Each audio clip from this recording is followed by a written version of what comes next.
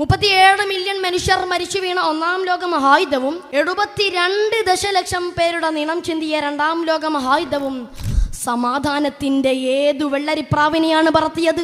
യുദ്ധം സമാധാനമുണ്ടാക്കുകയല്ല, മറിച്ച് മാനവകുലത്തിന്റെയും പ്രകൃതിയുടെയും സന്തുലിതാവസ്ഥക്കും സ്വസ്ഥതക്കും ഭംഗം വരുത്തുകയാണ് ചെയ്യുന്നത്. പാവപ്പെട്ട ഗസയുടെ തെരുവീഥികളിലേക്ക് ഞാനും നിങ്ങളും ഒന്ന് കണ്ണോടിക്കുമ്പോൾ എത്ര പിഞ്ചോമനകളാണ് ഓരോ നിമിഷവും വെടിയുണ്ടകൾക്കിരയാവുന്നത്.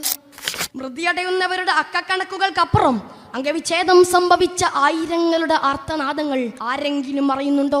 നിലം പരിശായ ഭവനങ്ങളിൽ നിന്നും പ്രാണരക്ഷാർത്ഥം അഭയാർത്ഥി ക്യാമ്പുകളിലെത്തി നരകതുല്യമായ ജീവിതം നയിക്കുന്നവർ, അന്നവും അറിവും മുറിവിനുള്ള മരുന്ന് നിഷേധിക്കപ്പെട്ട് തെരുവിലലയുന്ന ബാല്യകുമാരങ്ങൾ. മനുഷ്യ മനസ്സുകളിൽ പരിവർത്തനത്തിന്റെ ഗീതം മുഴക്കേണ്ടത് യുദ്ധത്തിലൂടെയല്ല. സാമൂഹ്യ തിന്മകളുടെ വിഭാടനത്തിന് സംഘർഷമല്ല പരിഹാരം.